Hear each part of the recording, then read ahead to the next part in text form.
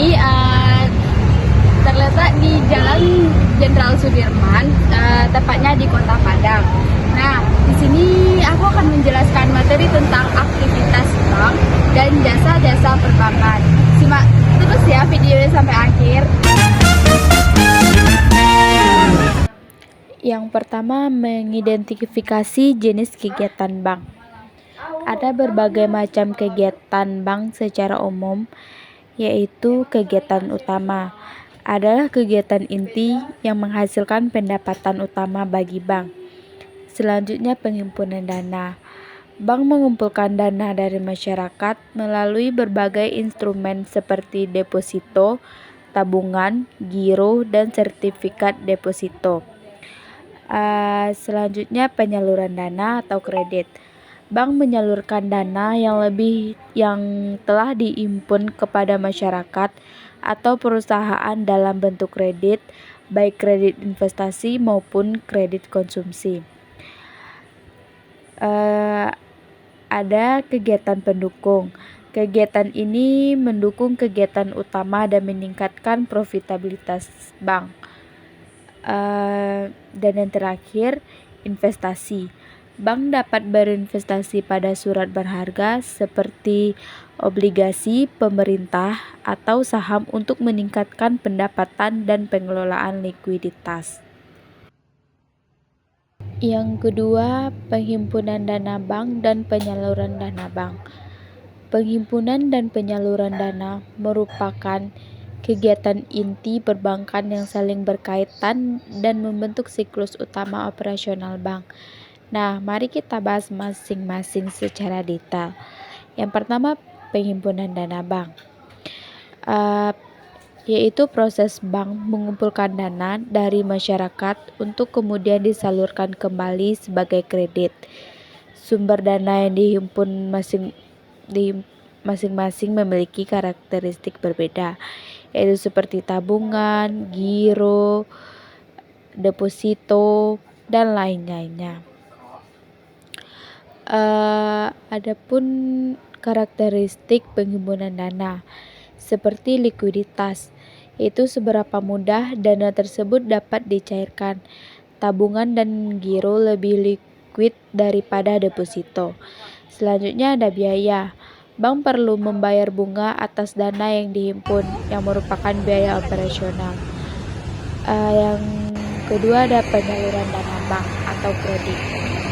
Setelah menghimpun dana, bank menyalurkannya kembali ke masyarakat dan dunia usaha dalam bentuk kredit. Ada beberapa jenis kredit yang ditawarkan disesuaikan dengan kebutuhan peminjam. Yang pertama, kredit konsumsi. Yang kedua, kredit investasi. Contohnya kredit modal kerja dan kredit investasi. Yang ketiga, kredit usaha rakyat atau KUR. Kredit yang khusus diberikan kepada usaha mikro, kecil, dan menengah dengan bunga yang relatif rendah. Materi yang ketiga mengenai kebijakan penghimpunan dan penggunaan dana. Kebijakan penghimpunan dana dan penggunaan dana bank merupakan hal krusial yang menentukan keberlangsungan dan profitabilitas bank. Kebijakan ini dirancang untuk memastikan likuiditas, solvabilitas, dan profitabilitas yang seimbang. Yang pertama, kebijakan penghimpunan dana. Kebijakan ini berfokus pada bagaimana bank menarik dana dari berbagai sumber untuk memenuhi kebutuhan likuiditas dan modal.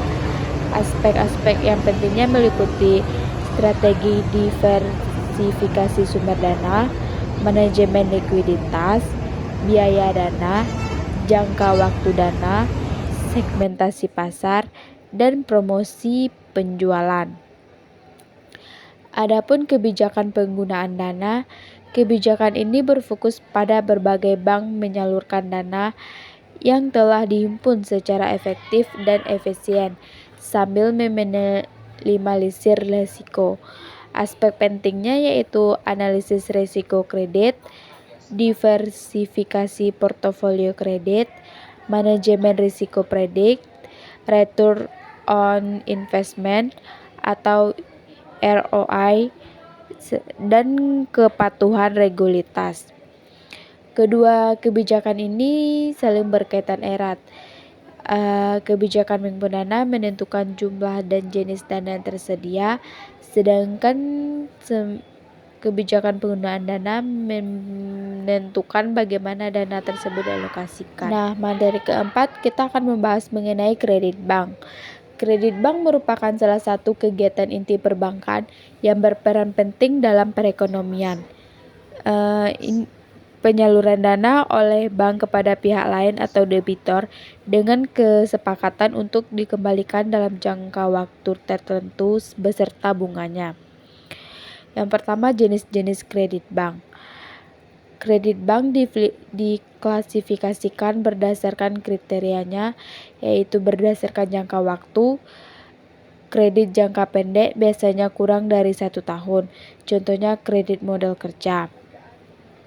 Selanjutnya, kredit jangka menengah. Biasanya antara 1-5 tahun, yang digunakan untuk membiayai investasi jangka menengah. Selanjutnya, kredit jangka panjang. Biasanya lebih dari 5 tahun, digunakan untuk membiayai investasi jangka panjang seperti pembangunan pabrik atau infrastruktur, contohnya kredit kepemilikan rumah.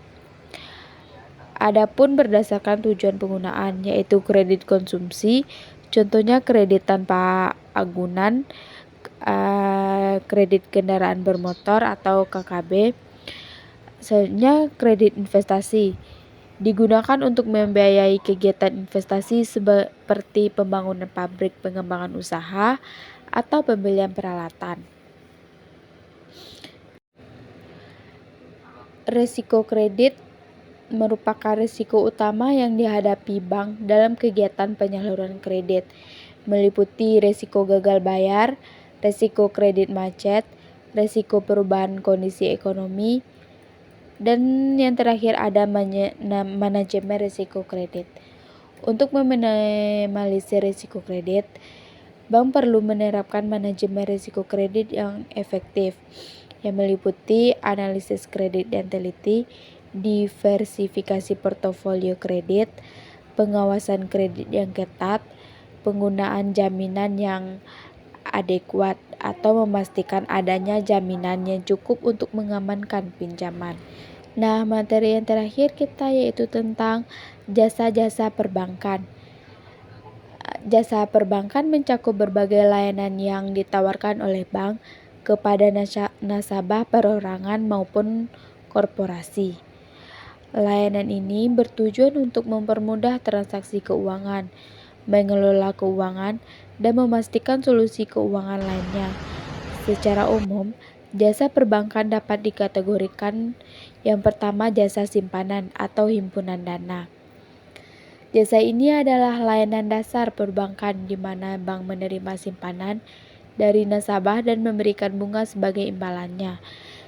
Jenis layanan simpanan meliputi tabungan, giro, deposito, sertifikat deposito. Yang kedua, jasa pembiayaan atau penyaluran dana.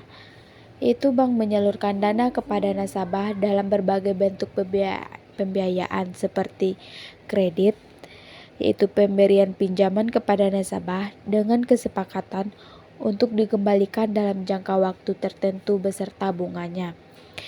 Yang kedua, overdraft, yaitu fasilitas kredit yang memungkinkan nasabah menarik dana melebihi saldo rekening giro hingga batas tertentu. Yang ketiga, jasa layanan lainnya.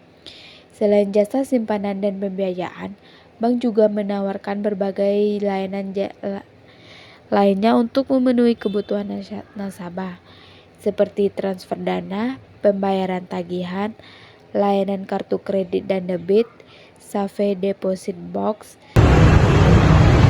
Nah, itulah sekilas penjelasan materi tentang aktivitas bank dan jasa-jasa perbankan.